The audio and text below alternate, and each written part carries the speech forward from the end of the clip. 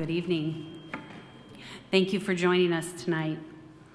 My name is Dana Vieta, and I'm the Executive Director of Engagement at Otterbein, and we are delighted to welcome all of you here tonight for the 2024 Kathy A. Krendl Distinguished Lecture.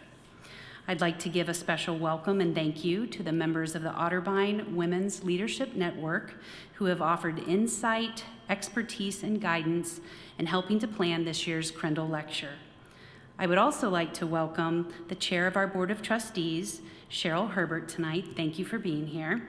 And all the faculty, friends, alumni, and donors and supporters of Otterbein for being here as well. After 9 landmark years at Otterbein, President Emerita Kathy Krendl retired in June 2018.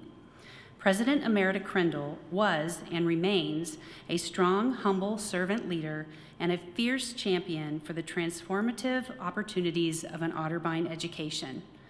Dr. Krendl's legacy reflects the ideals for which we stand as a community: opportunity, innovation, service, and inclusiveness.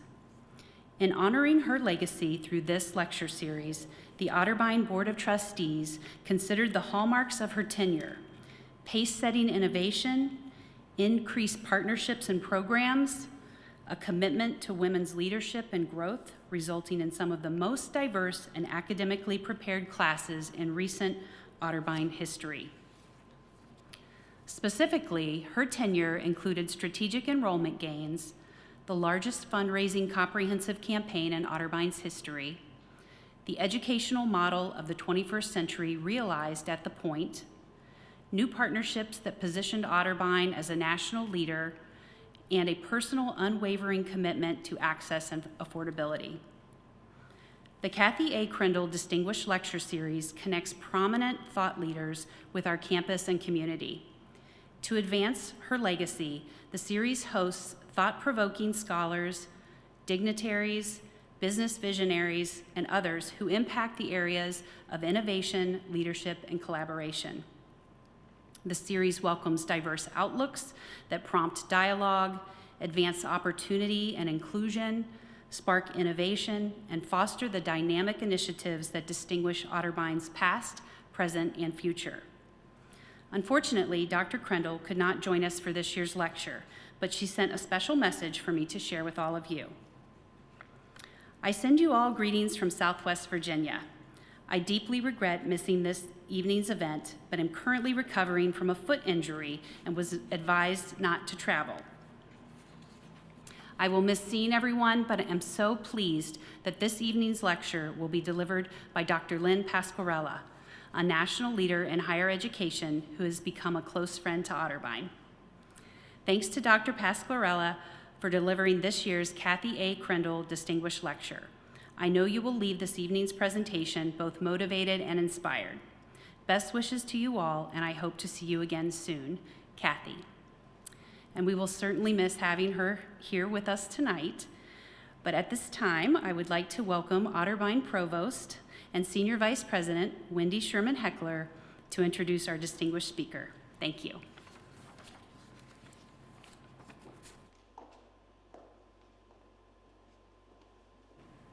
Thank you, Dane. Good evening. It is my absolute honor to introduce you to our 2024 Krendl Distinguished Lecturer, Dr. Lynn Pasquarella. Now, many of our audience members will know Lynn as the current president of the American Association of Colleges and Universities, a position that she has held since 2016. AAC&U, if you don't know, is a global membership organization dedicated to advancing the democratic purposes of higher education by promoting equity, innovation, and excellence in liberal education. Otterbein University's membership in AAC&U reflects our shared commitments, and you need only peruse the AAC&U website to get a sense of these.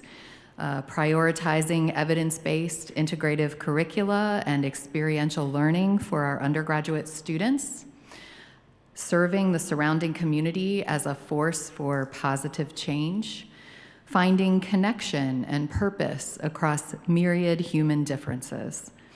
Otterbein is proud to be an AAC&U designated Truth, Racial Healing, and Transformation Campus Center, and to be hosting a Project Kaleidoscope, or PCAL, regional conference championing innovation in STEM education on Otterbein's campus in a few weeks. We are grateful for Lynn's leadership of AAC&U, and we get a lot from Otterbein's membership in that organization. But back to our speaker. Prior to her appointment at AAC&U, Dr. Pascarella served as the 18th president of Mount Holyoke College. She has held positions as provost at the University of Hartford, vice provost for academic affairs, and dean of the graduate school at the University of Rhode Island, where she taught for more than 2 decades. A philosopher whose work has combined teaching and scholarship with local and global engagement. We heard some great stories about that at dinner earlier today. Pascarella has written extensively on medical ethics, metaphysics, public policy, and the philosophy of law. Her most recent book, we had a really great reading group at Otterbein on this book, What We Value: Public Health, Social Justice, and Educating for Democracy, examines the role of higher education in addressing some of the most pressing contemporary issues at the intersection of ethics, law, and public policy. Pascarella is the immediate past president of the Phi Beta Kappa Society and the host of Northeast Public Radio's The Academic Minute. She is a graduate of Quinebaug Valley Community College, Mount Holyoke College, and Brown University. Her awards and honors, it's a very long list, include receiving the William Rogers Alumni Award and the Horace Mann Medal from Brown University, the Star Scholars Network North Star Lifetime Achievement Award, Mary Baldwin University's Algernon Sidney Sullivan Service to Humanity Award, the Quinebaug Valley Community College Champions Award, and the Mount Holyoke Alumni Association Elizabeth Kennan Award. Pascarella holds honorary degrees from, another long list, Elizabethtown College, Bishop's University, the University of South Florida, the University of Hartford, the University of Rhode Island, Concordia College, Mount Holyoke College, and Bay Path University, and was named by Diverse Issues in Higher Education as one of America's top 35 women leaders. She serves on the boards of the Lingnan Foundation, the National Trust for the Humanities, the Olin College of Engineering, and Handshake. In addition, Otterbein and Antioch universities are also extremely proud to claim Dr. Pascarella as a board member of the Coalition for the Common Good, the first national higher education network of affiliated universities organized around a shared mission of educating students not only to advance their careers, but to promote the common good, including democracy, social justice, equity, inclusion, and engaged citizenship. The cornerstone of the coalition is a combined graduate and adult learner program that will provide access to Antioch programs here in Central Ohio and expand Otterbein's advanced degrees to East and West Coasts. In collaborating with Antioch, Otterbein has found a partner regarded as one of the best for delivering a powerful, meaningful online and low residency graduate experience, and we are excited about what the future holds for the coalition. Finally, I want to return to Dana's description of the founding of this lecture series. Each year, when we extend an invitation to give a lecture in honor of President Emerita Krendl, we are mindful of who might both speak to and exemplify the ways in which our changing society demands new paradigms of leadership.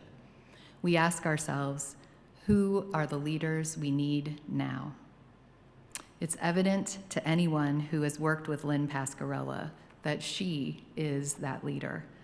I'm grateful to be able to provide our community with the opportunity to learn from her remarks this evening on educating democracy. Lynn?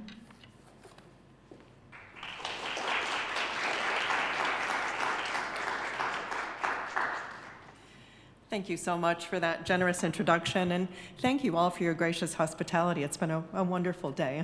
It felt like I was coming home. It is such a pleasure to be here with you to honor Kathy Krendl's legacy of transformational leadership.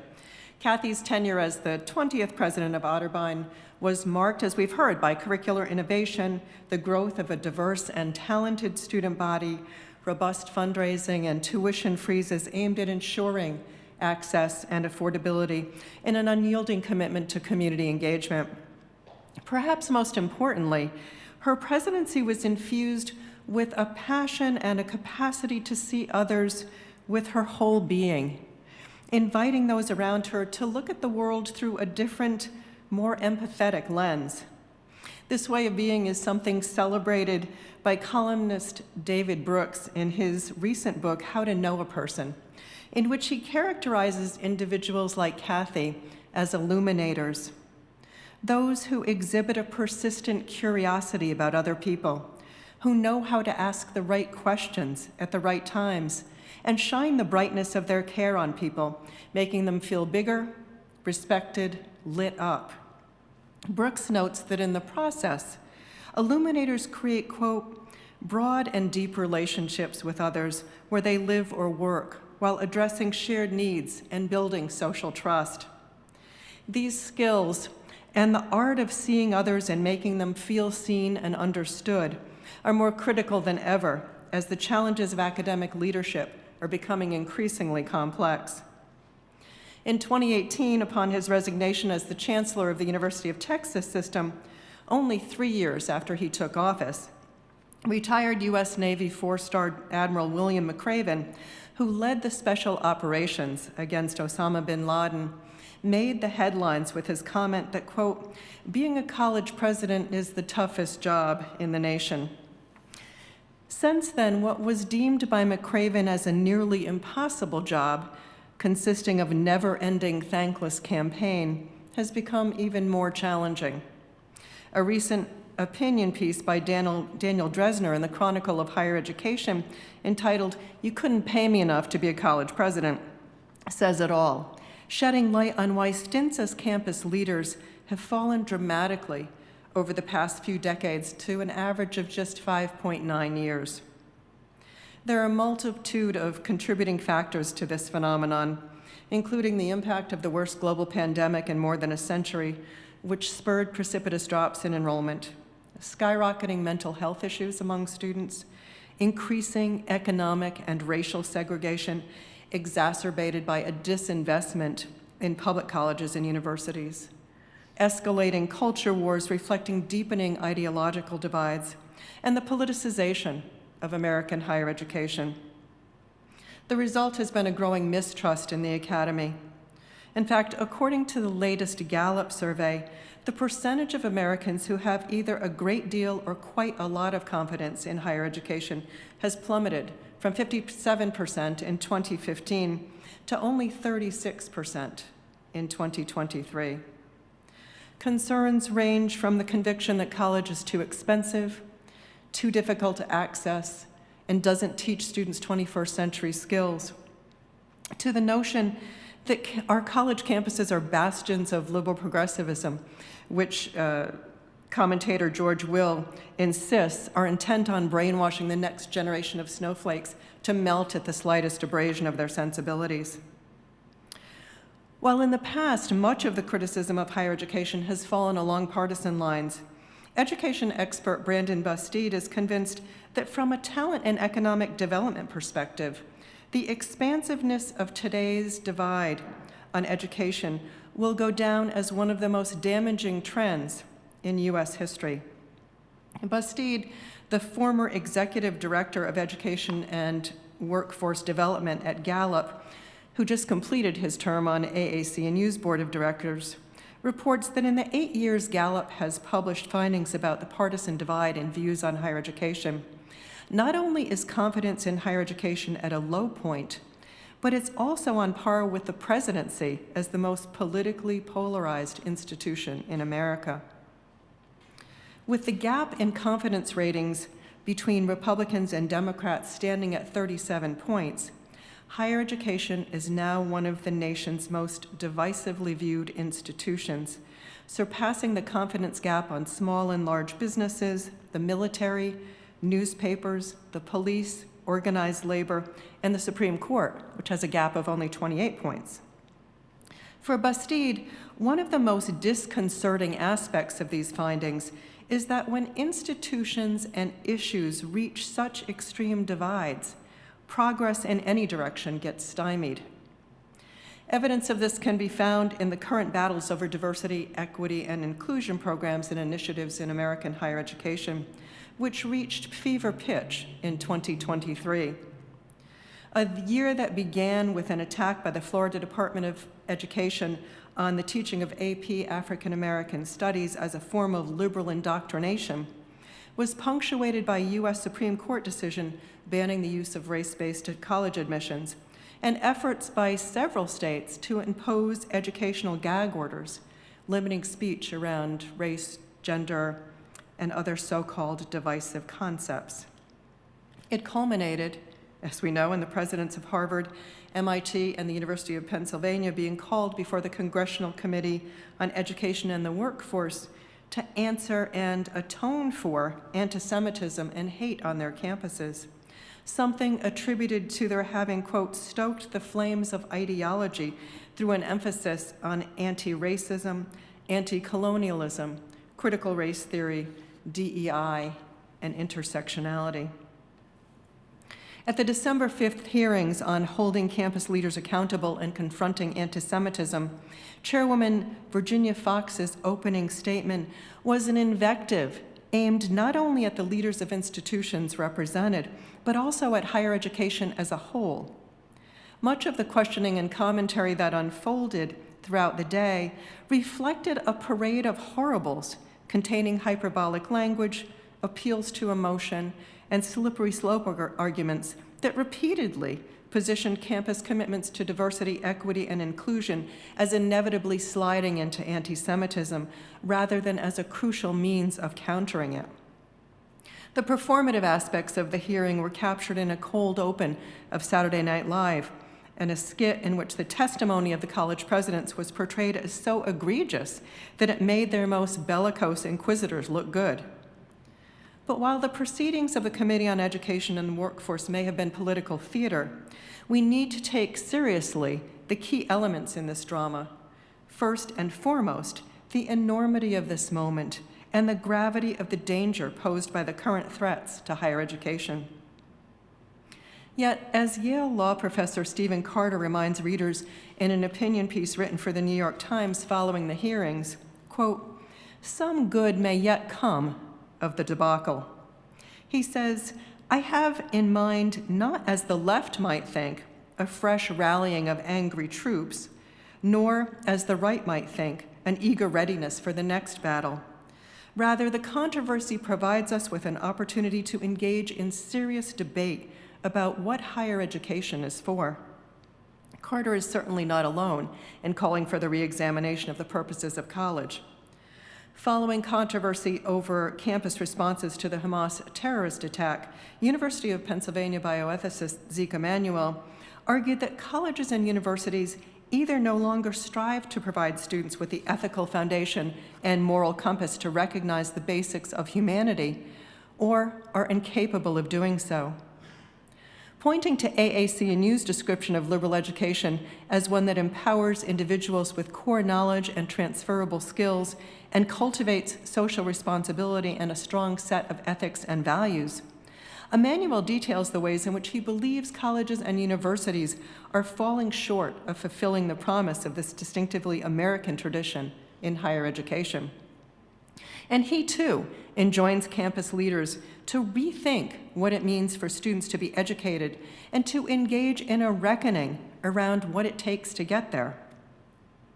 Representative Fox's committee has also called for a reckoning and is leveraging the decline in public perceptions of higher education to garner support for the reauthorization of the Higher Education Act, a law slated to be renewed every 5 years, but which has not been reauthorized since 2008 due to partisan disagreement. When President Lyndon Johnson first signed the Higher Education Act of 1965, he offered a framework for answering questions around what college is for and the cost to the individual and society if we fail to safeguard what has made American higher education the envy of the world. Choosing Southwest Texas State College as the site to unveil his groundbreaking legislation, Johnson remarked, quote, "Here the seeds were planted that grew my firm conviction that for the individual, education is a path to achievement and fulfillment. For the nation, it is a path to a society that is not only free, but civilized. And for the world, it is a path to peace. For it is education that places reason over force." Yet today, nearly 60 years later, both the public and personal purposes of higher education to which Johnson refers are imperiled. Like Johnson, my own educational experience informed my thinking about what college is for, which I outline in my book, What We Value, when discussing the societal consequences arising from the shift away from the notion of higher education as a public good to viewing it as a private commodity. As some of you may know, the public purpose of college is something I am particularly passionate about, not only because of my role as president of an association whose mission it is to advance the democratic purposes of higher education by promoting equity, innovation, and excellence in liberal education, but also because I was the direct beneficiary of a program designed to promote civic engagement and leadership through educational opportunity. The summer I graduated from high school, I managed to escape the factory work I had done alongside my mother the previous summer, only because of funding I received under the Comprehensive Employment and Training Act. At the time, CETA funds were reserved for high school students at risk of permanent unemployment due to extreme economic and social disadvantages. That fall, I continued working 35 hours a week under CETA funds, and with the additional help of Pell Grants and Perkins loans, attended a local community college that had just opened up in the small rural town in which I lived. I had decided to forego a full scholarship to my state's flagship university in order to serve as a caregiver for my mother, who had become chronically ill. 2 years later, I transferred to Mount Holyoke and then went off to get my PhD in philosophy at Brown. But when I graduated, I vowed that I would never forget the lessons I learned in that transition. As a result, throughout my career, I've been committed to promoting access to excellence regardless of socioeconomic background, to championing the centrality of liberal education, and to defending political scientist Benjamin Barber's notion of colleges and universities as civic missions, where we not only educate people to be free, but we free them to be educable by serving as a visible force in the lives of those members of society who have been most underserved. Barber's contention is that neither education nor research can prosper in an unfree society, and schooling, he was convinced, is society's most promising, perhaps its only way of producing citizens who will uphold freedom. Against the backdrop of rising mistrust in higher education and partisan debates over whether access to college remains an essential symbol of equality of opportunity at the heart of the American dream, the reality is that many of our citizens still have closed futures and are, in a very real sense, unfree. In fact, while the Liberal Education for All campaign is derided by skeptics as elitist, the real danger of elitism comes from a failure to recognize the disparate impact of such rhetoric on those who are already the most marginalized members of society.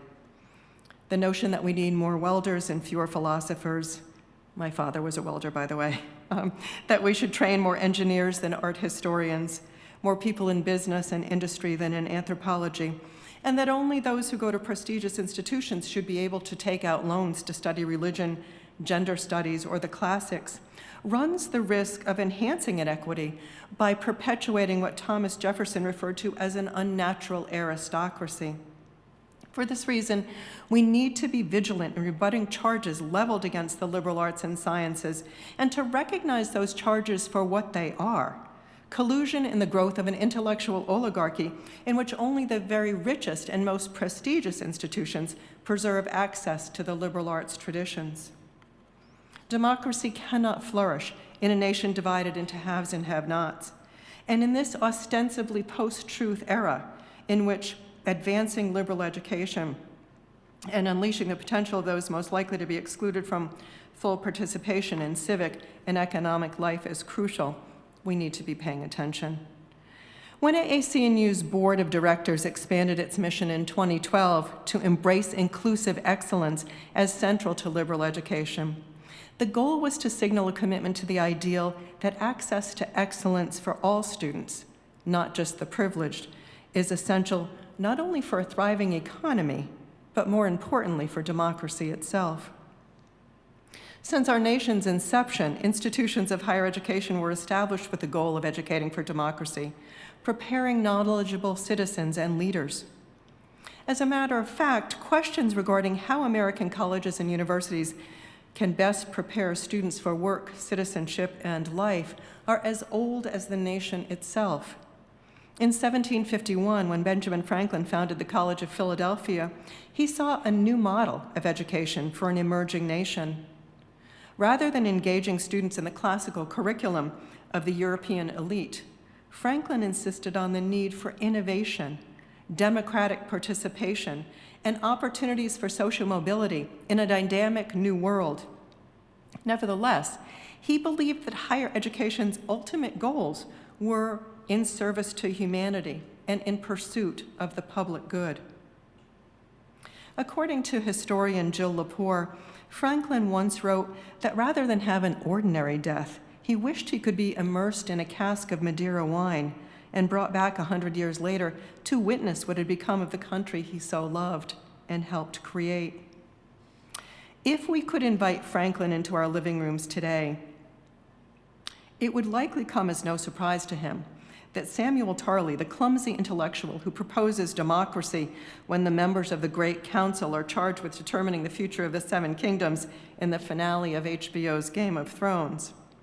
Tarley's fellow council members engage in a swift, wholesale repudiation of establishing democracy and letting all the inhabitants choose the next leader of Westeros, devolving into laughter at the mere suggestion.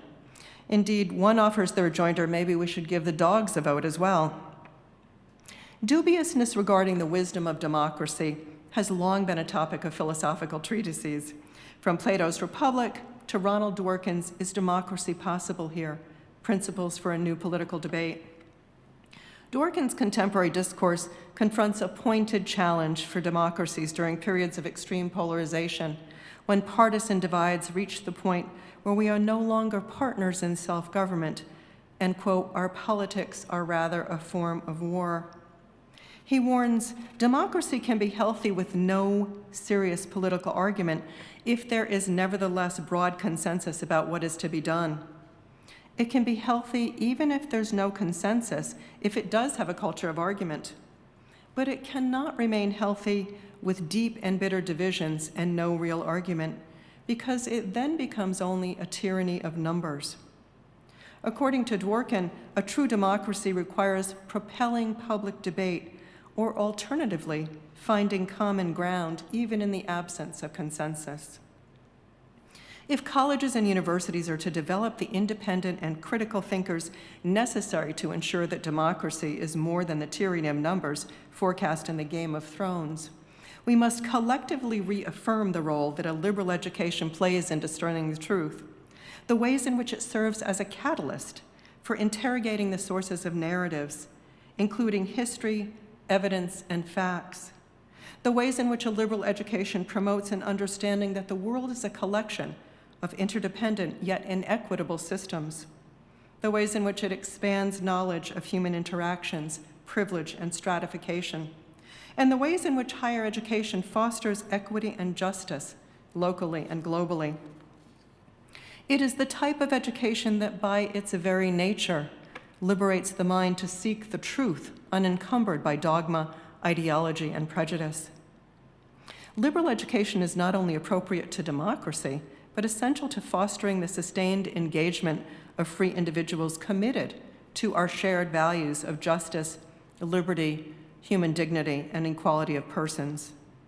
These fundamental democratic ends are fortified by liberal education's emphasis on evidence-based reasoning, encouraging dialogue across differences, cultivating rational debate, and engendering the habits of heart and mind that both equips and exposes students to civic involvement and the creation of a more just and inclusive society. These outcomes are detailed in a report on the role of education in taming authoritarian attitudes by Tony Carnevale and his colleagues at the Georgetown Center for Education and the Workforce. According to the study, liberal education mitigates authoritarian tendencies, reducing individuals' sensitivities to potential triggers by providing psychological protection in the form of self-esteem, personal security, and autonomy. It also fosters a level of interpersonal trust associated with lower inclinations toward expressing authoritarian attitudes and preferences. Therefore, in these days of mounting doubt regarding the value added of a college education and the rush to foreground workforce development, I'm convinced that higher education leaders at all levels and at all types of institutions must reclaim and champion liberal education as a distinctive approach to preparing students for career success, democratic citizenship, global engagement, lifelong learning, and individual thriving. Otherwise, we risk impeding access not only to the public purpose of higher education, but to its personal purposes as well. By the personal purpose of higher education, I mean engendering the capacity to grapple with the most fundamental questions of human existence, the importance of which became clear to me during my first semester of college. Among the courses I signed up for was an American literature class. There weren't many students in that class. Most enrolled in courses that more easily translated into better jobs, or any job at all. One evening, my professor arranged for us to see a Hartford performance of All the Way Home, a Pulitzer Prize-winning play by Tad Mosel. I'd never attended a professional production before, and Hartford was a world away, known only to me as the place my father traveled nightly on a third-shift bus to work as a welder at Pratt & Whitney. I remember piling in the car with my classmates dressed in a blue velveteen jumpsuit. It was the 70s after all. And when the lights dimmed, I was transported. In the dark, perhaps especially in the dark, I felt a part of something important. Surrounded by classmates, I stared ahead at the stage and waited for what I could not yet see. After the play, our class went for Chinese food and talked. The performance had raised so many big questions about faith, grief, and trust. We discussed the last act when a wife mourns her husband's unexpected death. "I hope he loved being," she said, recognizing that the possibility that he never realized his own strength and potential. What that evening taught me, and why I remembered after all these years, is that we all have a right to experience a being. We are all entitled to live in our strength. We all deserve opportunities to find our best and most authentic selves. A liberal education can be a guide to such personal enrichment. But when we imply that the only outcome disenfranchised students care about is money, we run the risk of circumscribing their futures, both personally and in the public domain. Indeed, positing employability as the lone metric for determining higher education's value precludes a consideration of the ways in which the illumination of human consciousness through literature, philosophy, music, and the arts allows us to flourish fully as human beings, enriching our experiences as individuals and as members of the community. Eroding democratic access to the more substantive avenues by which learning enriches us all jeopardizes this kind of personal fulfillment and educational development. The enterprise of helping students discover who they are and what their place is in the world is at the very heart of a liberal education, and we need to demonstrate that far from the pastoral retreat of the Tweedy past, in which learning took place in the ivory tower as a willful disconnect from the practical matters of everyday life, A contemporary liberal education aims to break down the false dichotomy between liberal learning and career preparation. Yet this involves more than helping graduates secure high-paying jobs. It also entails aligning that preparation with a sense of purpose. We know from UCLA's annual survey of first-year students entering four-year colleges and universities that close to 85% say getting a job is their primary reason for attending college. But they also want to find purposeful work. These findings are reinforced by a Bates College Gallup report on forging pathways to purposeful work, which reveals that nationally, 95% of four-year college graduates consider a sense of purpose at least moderately important to their work. And 4 out of 5 college graduates indicate that it's very important or extremely important to have a sense of purpose in their work. But while the studies show that graduates with a high sense of purpose in their work were almost 10 times more likely to express overall well-being, only 40% reported having found a meaningful career, and just 34% said they were deeply interested in their work. Both reports confirm what we already knew from an earlier Gallup-produced study on college graduates and long-term outcomes that was released more than a decade ago, revealing that alumni who engaged in meaningful experiential learning in college and had someone who cared about them as a person were more than twice as likely to report high levels of well-being and work engagement later in life, no matter how long ago they graduated.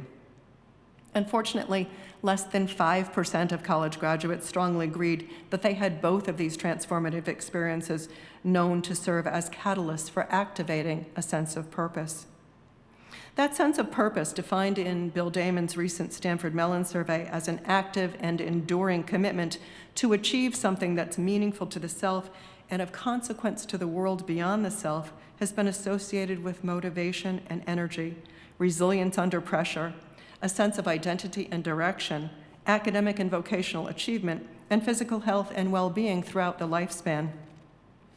The last time I had a chance to talk to Dr. Damon about his research, I had just finished watching the Academy Award-winning blockbuster Everything Everywhere All at Once, which at its core is a film about the quest to find purpose in a seemingly meaningless existence.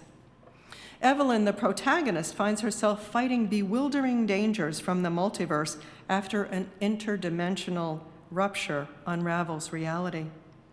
It turns out that the fate of the world is in her hands, and she must use newfound powers contained in alternate versions of herself to battle Jobu Tupaki, a malevolent agent of chaos whose power resides in a black hole-like instrument of destruction with the appearance of an everything bagel.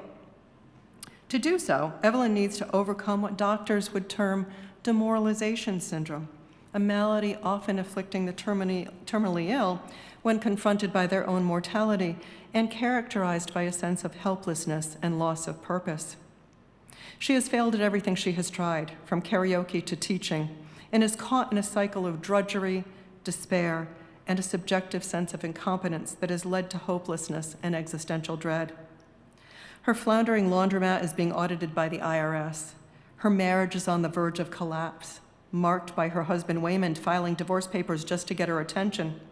And her contentious relationship with her daughter, Joy, reaches a new low after Evelyn introduces her hypercritical father, Chong Chong, to Joy's girlfriend without acknowledging the true nature of their romantic relationship. Joy, who embodies Jobu Tupaki, jumps from universe to universe, killing different versions of Evelyn in a search to find a mother that can understand her.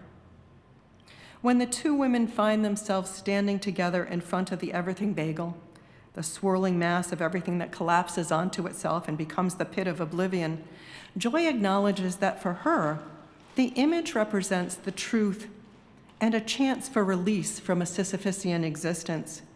She explains that, quote, "Nothing matters. And if nothing matters, then all the pain and guilt you feel for making nothing of your life goes away." Thus, Joy represents the nihilism Evelyn is on the verge of embracing, as signaled when announcing a birthday party for her father, quote, "Another year pretending we know what we're doing, but we're really only going around in circles."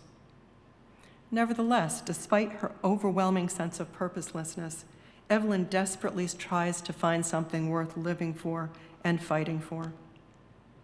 Whether we like it or not, helping our students confront and respond to the same type of unavoidable questions about the human condition is part of our responsibility as educators.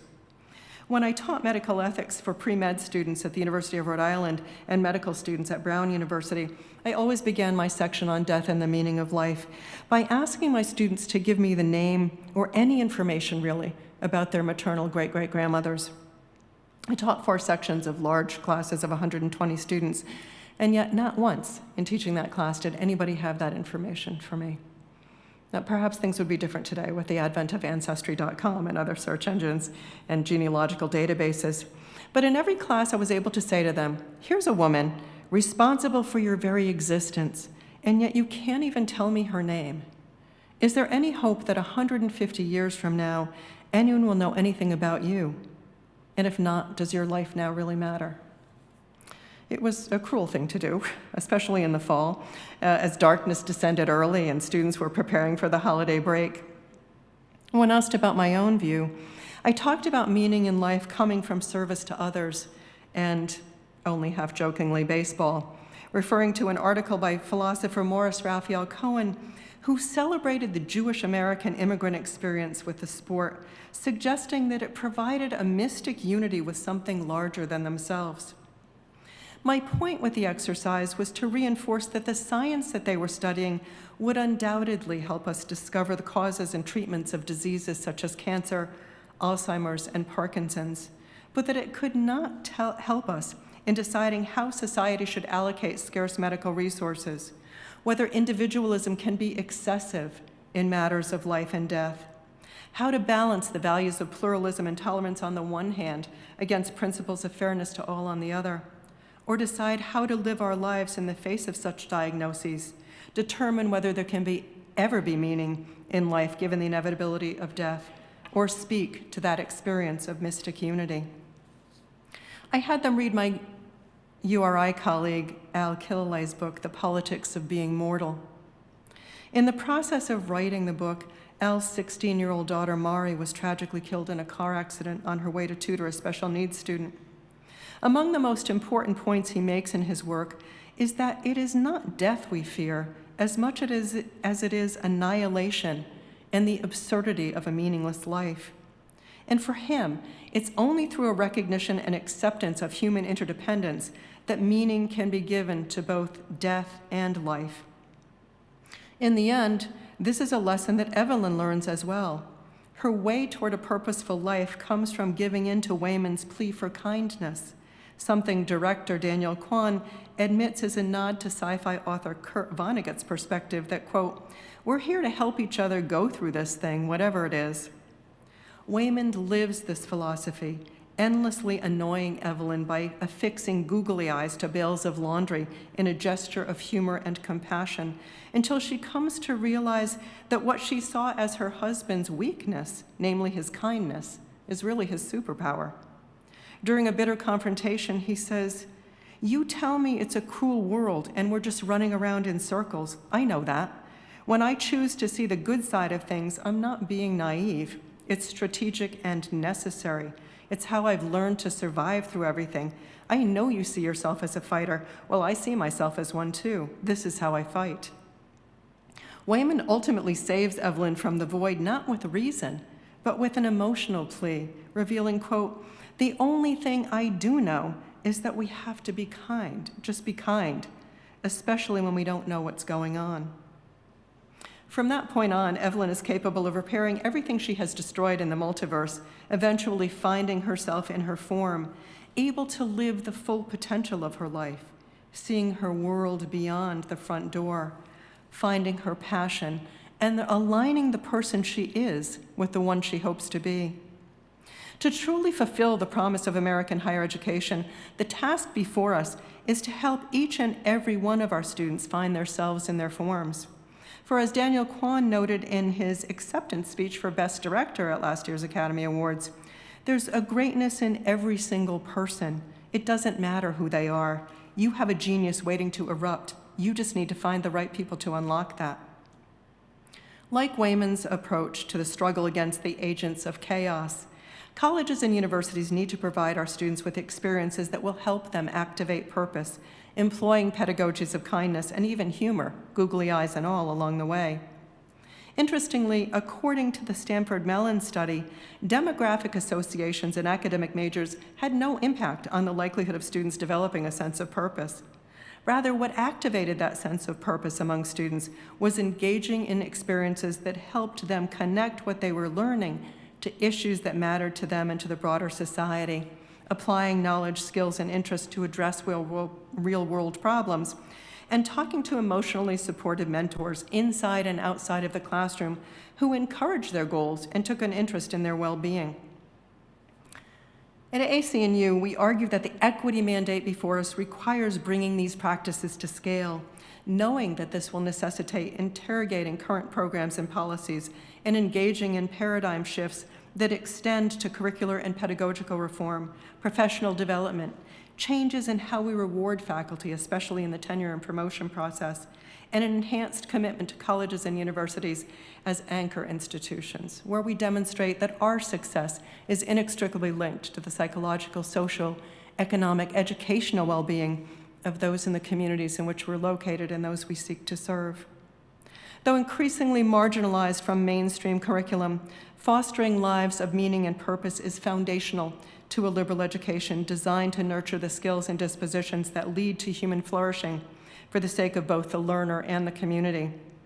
By embracing and reaffirming liberal education's mission, perhaps colleges and universities can reactivate our own sense of purpose and begin to restore public trust in the enduring and transformational power of American higher education, not merely as a means of getting a good job, but as a catalyst for living a good life, even in the absence of a good society. Thank you.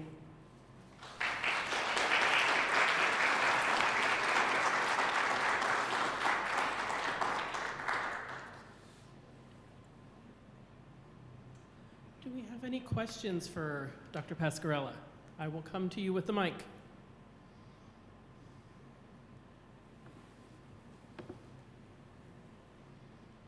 I'm happy to take advice as well. It don't have to be questions. We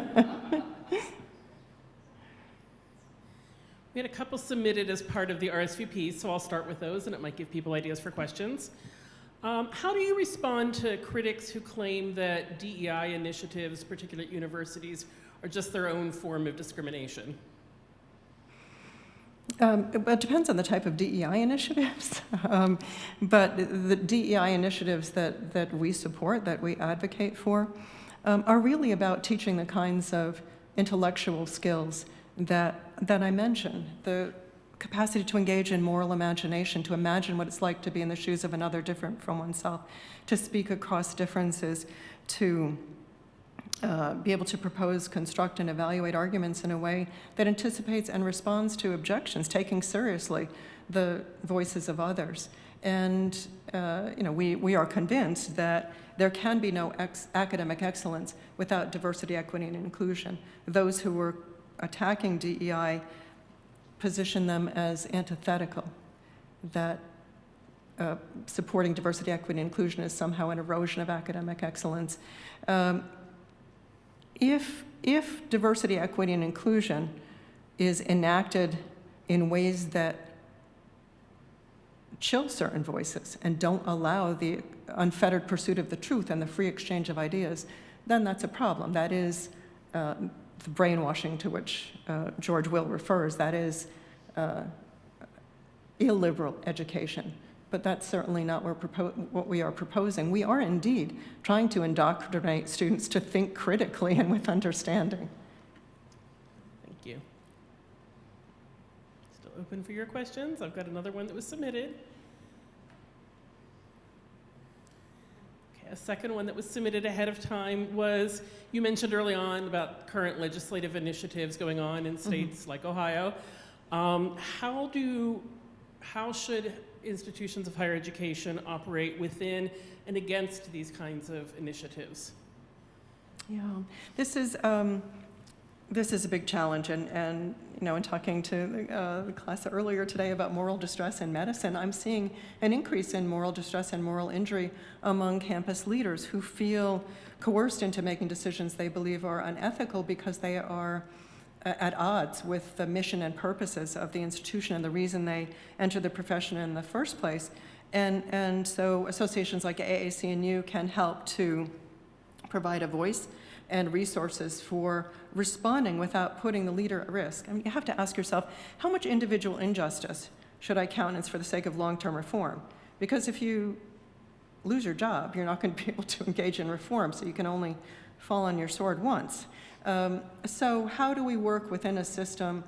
And I think the best way to do it is to, again, serve as an anchor institution, let people know the value of education as a public good, and talk about what is lost when we allow government intrusion into who gets hired, who gets tenured, what gets taught, and what can be said in the classroom. And this is not the first time we've been up against this. We went through it in the Civil War, in World War I, in the McCarthy era. But what have we learned from those experiences? And what can we learn from our colleagues around the world? I mean, just a few years ago, we were decrying the banning of sociology in Europe, in certain countries in Europe, in Yugoslavia in particular, and now we are doing the same thing here. So let's focus on history and learn from it.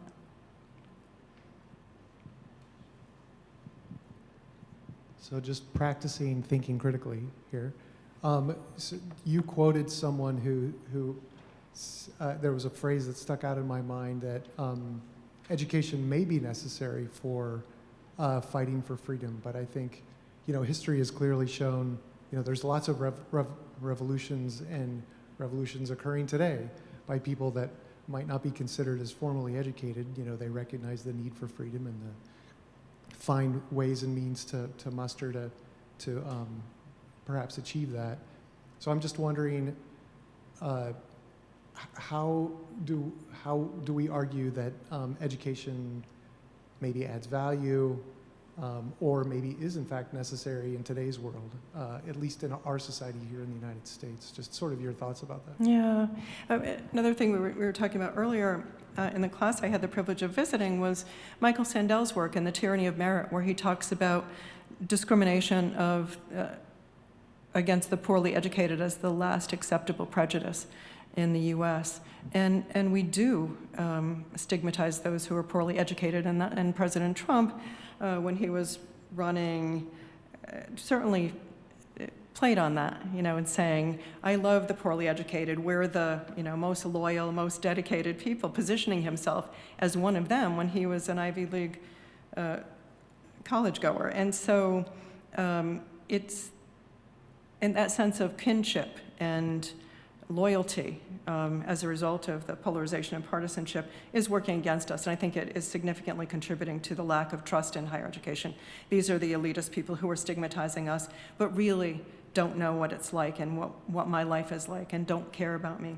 So that's why we need to be in communities. We need to reward public intellectualism, community engagement, service learning, and recognize the ways in which we need to take advantage of local epistemologies, that we have as much to learn from people in the community who haven't received a formal education.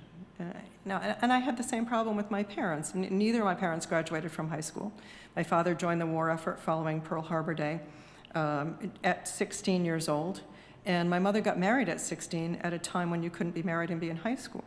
So they never felt welcome on a college campus. My mother was too ill to come to my graduation from Brown. But when I invited my father, he said, first of all, I'm not going to spend $1 a gallon to go up that hill in Providence. That's, too expensive for gas. And second of all, don't you think this makes you better than us? Because it doesn't, and you're not. So simple congratulations would have been fine. But it made me realize in a way that I hadn't before the extent to which he, while he was proud of me, felt threatened by my education. And I always, and that imposter syndrome, the kind of intergenerational trauma, I always felt when I was walking across the campus of Mount Holyoke that I was going to be discovered as somebody who didn't deserve a place in the academy. And so we need to pay attention to the psychic forces, the forces that have been brought about as a result of deindustrialization and a sense of loss and purpose by so many of our neighbors who wonder what it is that we're actually doing here.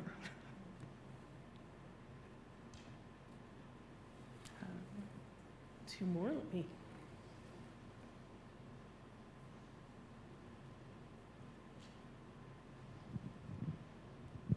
Thanks. Hi, Lynn. I'm Bill Fox. I work in student affairs. Thanks so much for the talk. I personally appreciate you mentioning well-being throughout and making that connection of higher ed's role and accepting that responsibility for campus well-being and student well-being. I'm curious, and I'm joined by my colleague Laurel, who does this work strategically at Ohio State, a very different scope and size of caring about healthy academic communities, and we have that same care for our community well-being at Otterbein and different approaches to it. I've appreciated AAC&U's research and work around this topic, and I'm just curious if you might talk a little bit about what's next for AAC&U on well-being, generally speaking, and any advice you have for practitioners in this space. Yeah, that's a great question. Thank you for that. We actually are establishing a new office that's going to be led by Ashley Finley, who's been working on employer surveys, research on civic learning, but also well-being. And we have been working with what was the Coalition for Life Transformative Education, Coalition of Colleges, but also I'm on the editorial board of Learning Well magazine, which is focused on student health, well-being, educating the whole person. And so we had bringing theory to practice at AAC&U for a while. That has now moved to an institutional home. But we think this work is more important than ever, as we're seeing surging levels of mental health needs among students, faculty, and staff, and the ways in which we can't separate ourselves from the broader society. And there's so much that's so anxiety-provoking in society that we're going to focus on this. My colleague, Seaver Sheldon, who was with us in the president's office for a few years, has done really wonderful work on cognitive bandwidth and the ways in which students' capacity to learn is reduced when they are dealing with issues of racism, sexism, homophobia, ableism, or having to worry about where their next meal is coming from or whether they have shelter. And so we're working with faculty to restore cognitive bandwidth, to come up with assignments. We're working with scholars like Kate Denial, who talk about pedagogies of kindness and the ways in which we can reform our classrooms to be more inclusive and create a greater sense of belonging for all students.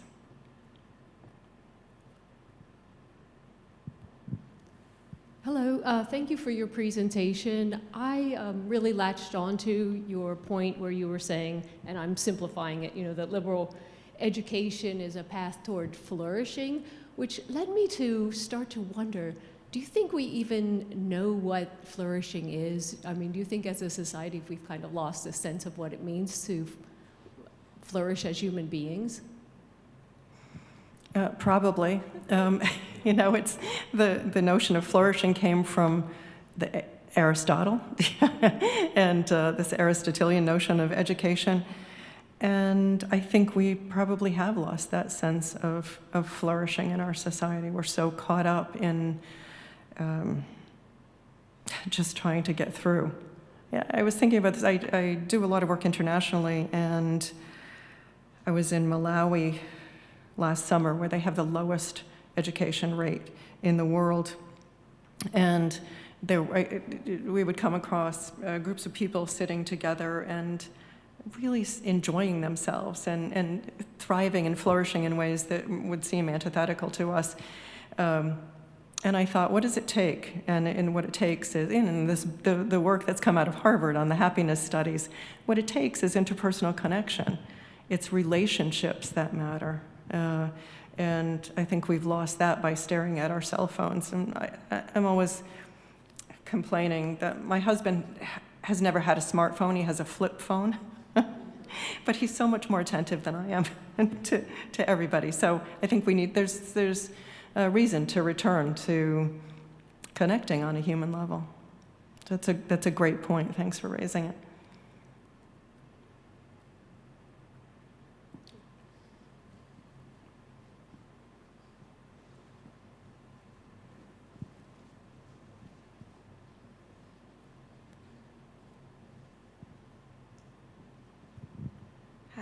Yeah, I was really struck by the point you made about how, in a near future, one of the sum effects of the backlash against higher education or liberal education or anti-DEI legislative movements will be that a liberal education will be reserved for a very elite, few in terms of universities that are wealthy enough to insulate themselves, right, against like essentially defunding efforts, and then the students that can access those institutions. And I don't know what to do with this, except it's also my observation that at least in our political sphere, the people and the political parties that are often they are in fact products of a liberal education. So I'm thinking about, and I mean, I don't mean any disrespect to political plurality as I use an example. So I'm thinking about J.D. Vance in Ohio,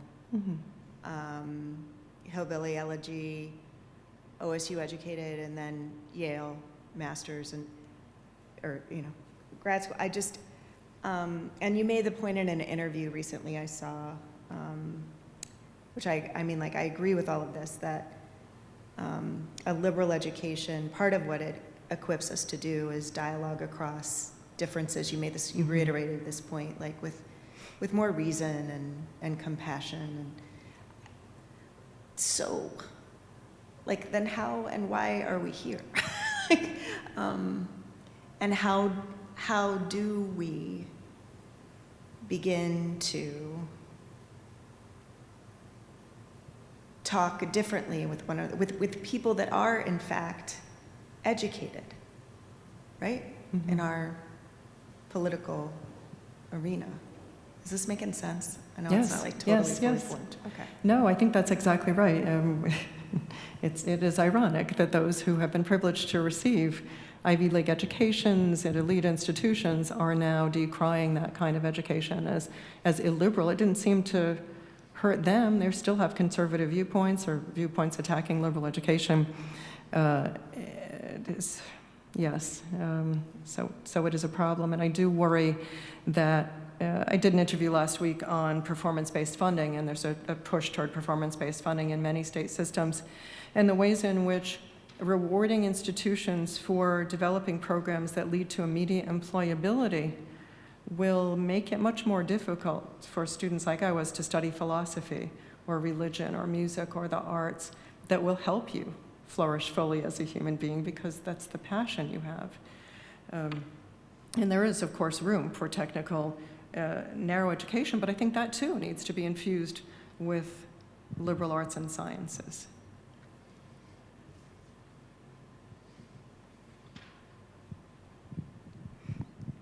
Hi, I'm the Student Success Librarian at Otterbein, and this may be kind of a broad question, but a lot of my own research and the scholarship that I've been working towards has been about the hidden curriculum and its effect on first generation and lower income students.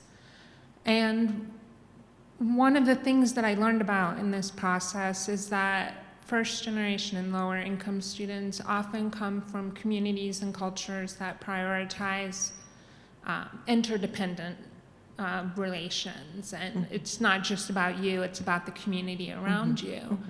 But that institutions of higher education often reward independent behavior, which is what continuing generation and wealthier students have been taught, their whole education.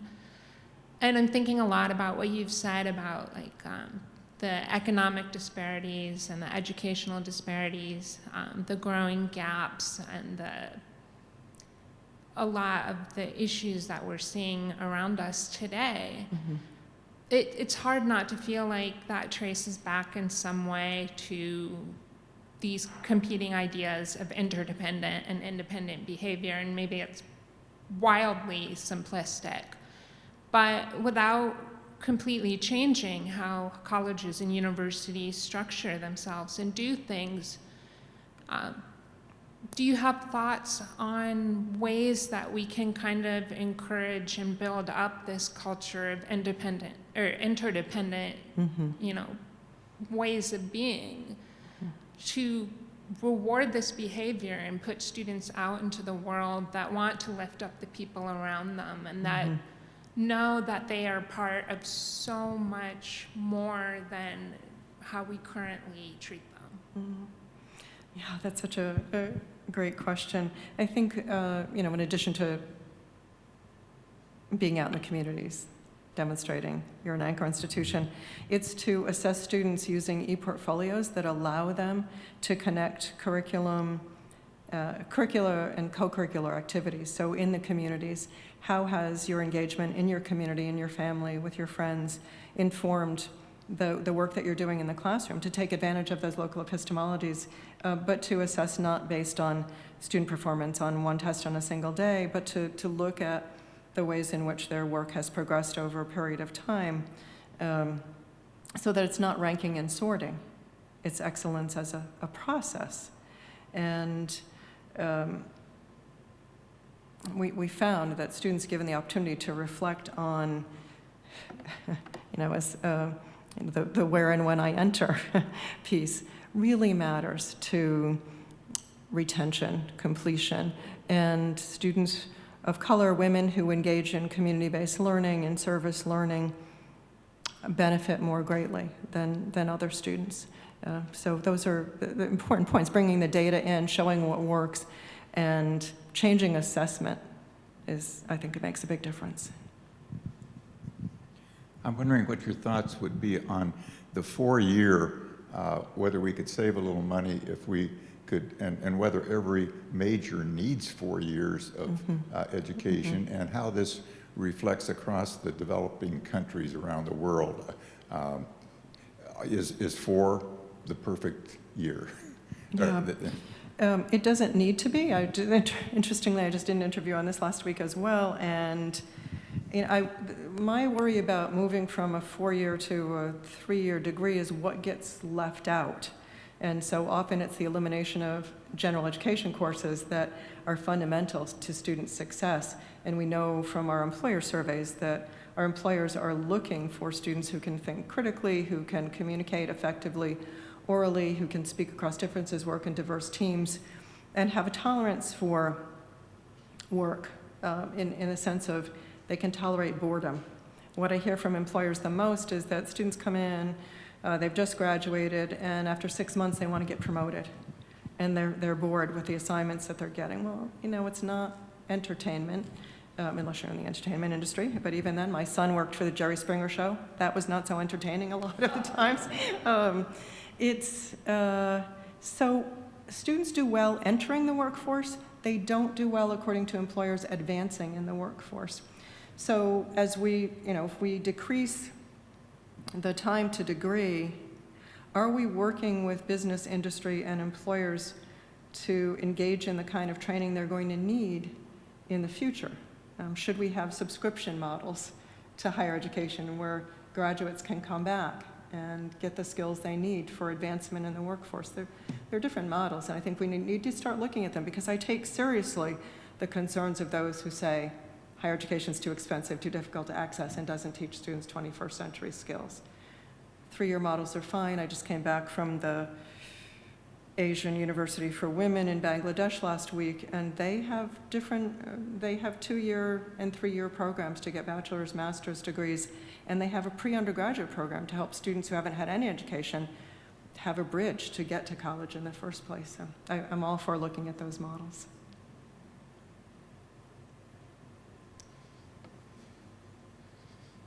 Lots of dramatic pauses as I walk around the, I'm not going to run.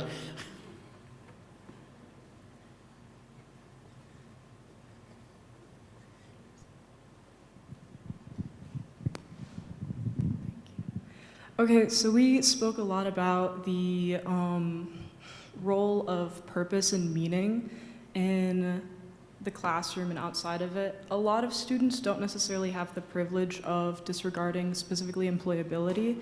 Is it the, oh sorry, my brain is a little scattered about this. especially we as a university have been facing issues with retention rates of professors and like a lack of, because of that diversity of Yes. staff and faculty. How do we provide meaningful and purposeful teaching, especially with the devaluation of education and the low payment of professors and the culture of like use of adjunct staff? And is it the role of the university to supplement that and provide enrichment of that? Or is that something that's meant to be found outside of the classroom? I don't know. Yeah, those are all good questions. Certainly one of the tolls that the disinvestment in public higher education has taken has been the adjunctification of faculty.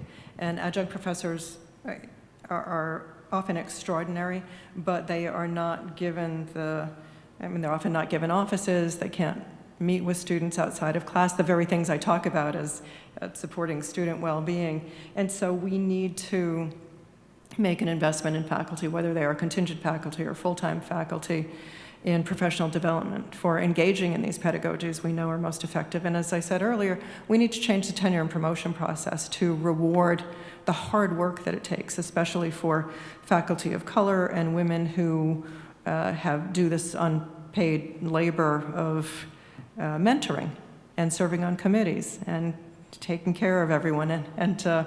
So that's one thing. You know, I mentioned my son Pierce, and this story has a point. So my son Pierce came into the house when I was president of Mount Holyoke one day, and I was in the library in the president's house, and I was working on a speech, and Pierce's twin brother has a PhD in African American studies, was working on his senior thesis, I think, at the time. He was a Hampshire student, and my husband John's an entomologist, and so he was reading a bug book. And Pierce came in and he said, "This is the most dysfunctional family on the planet."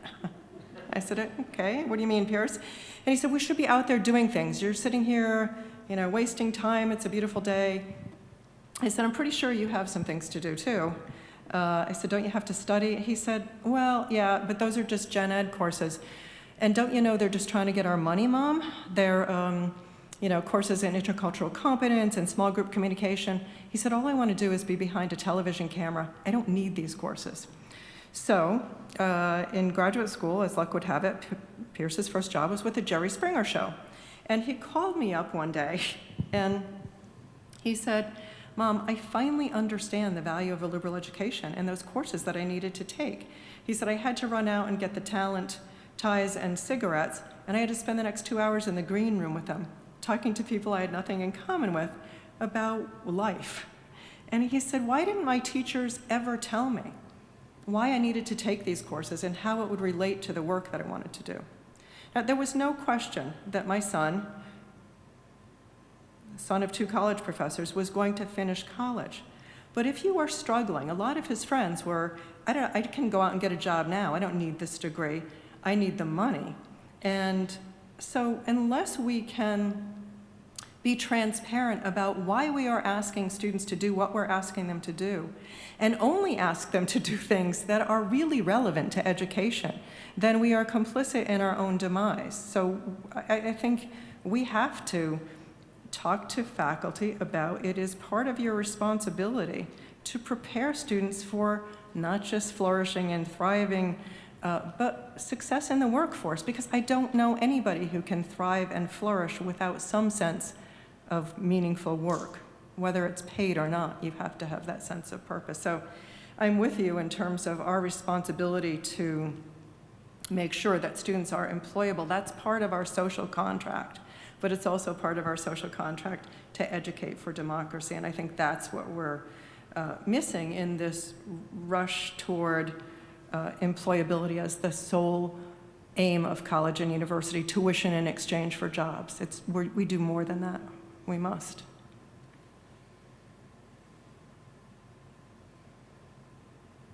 Great conversation, people. Thank you.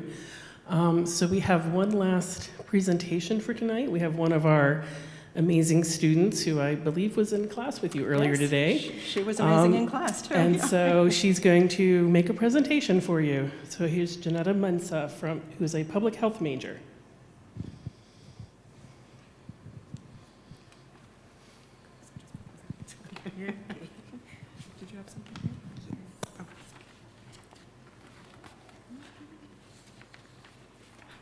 Look forward with your presentation. Dr. Pasquarella. At Otterbein, we hold the profound belief in that reflection is not just a component of learning and discovery, but an essential cornerstone. President John Comerford and Provost Wendy Sherman Heckler have underscored this belief, reminding us that great minds require a suitable canvas to record their thoughts and ideas. In that spirit, I would like to offer you a small token of appreciation for the big ideas that you have shared with us today. On behalf of Otterbein University, I would like to present you with this blank journal in hopes that it might serve as a worthy home for the questions, the observations, and the ideas that you have. We have no doubt that those thoughts will help inspire creativity, build understanding, and advance knowledge. We have been proud to share in your company and look forward to learning what you'll do next to advocate, educate, and motivate on behalf of the common good. Thank you for sharing your part of your life's work with us today. Thank you. Thank you so much. It's so fun.